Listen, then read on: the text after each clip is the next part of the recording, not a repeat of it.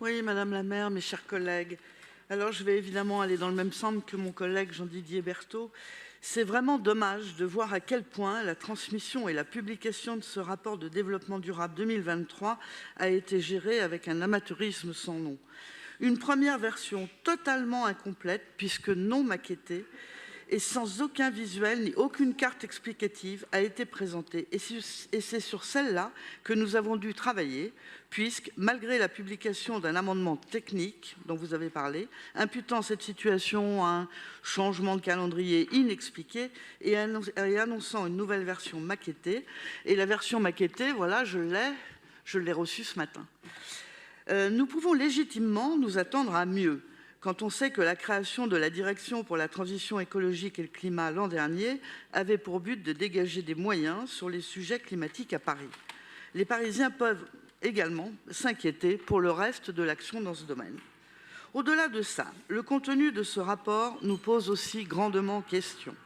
Rappelons que ce type de publication est une obligation pour toute collectivité territoriale de plus de 50 000 habitants. Elle a pour objectif de présenter la situation en matière de développement durable et de réinterroger leur politique publique, leur fonctionnement et leurs modalités d'intervention en perspective du développement durable sur leur territoire. Ainsi, la ligne éditoriale de la publication que vous nous proposez aujourd'hui est bancale.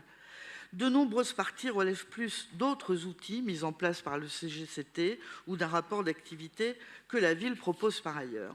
À titre d'exemple, les parties sur l'Assemblée citoyenne ou les dialogues citoyens, tels que vous nous les avez présentés, leurs champs d'action sont beaucoup plus larges que le développement durable.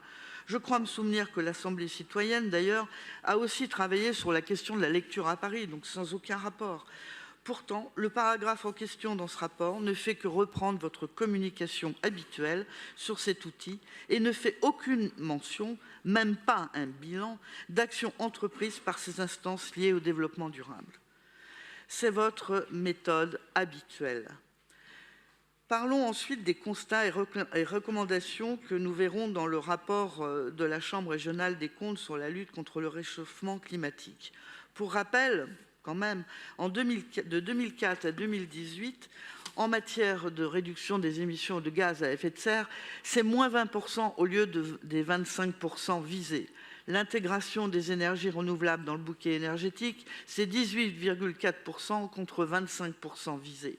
Résultat, aujourd'hui, c'est toujours de la communication que vous nous montrez, que vous nous proposez pour noyer le poisson.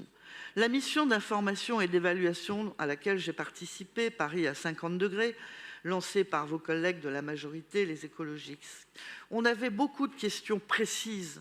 Tous les élus avaient des questions précises, des demandes de bilan et de résultats sur de nombreux plans. Une véritable volonté d'effectuer une réelle évaluation des politiques mises en œuvre et de déterminer les vraies solutions tous ensemble. Nous voulions travailler de concert. En réponse, un exécutif qui nous a mis des bâtons dans les roues et de la communication, encore une fois, pour noyer le poisson. Là, ce rapport, demandé par la loi, qui pourrait là aussi nous permettre un véritable débat de fond à partir de faits et de déterminer ce qui fonctionne ou pas, vous en faites un document long, illisible et qui arrive même, aussi long soit-il, à être incomplet dans ses versions successives. Bilan, c'est encore de la communication pour noyer le poisson. Alors au groupe Changer Paris, nous nous désolons réellement de cette volonté de fermer le débat à ce point sur des sujets qui sont aussi cruciaux pour les Parisiens, pour la planète et pour les générations futures. Merci.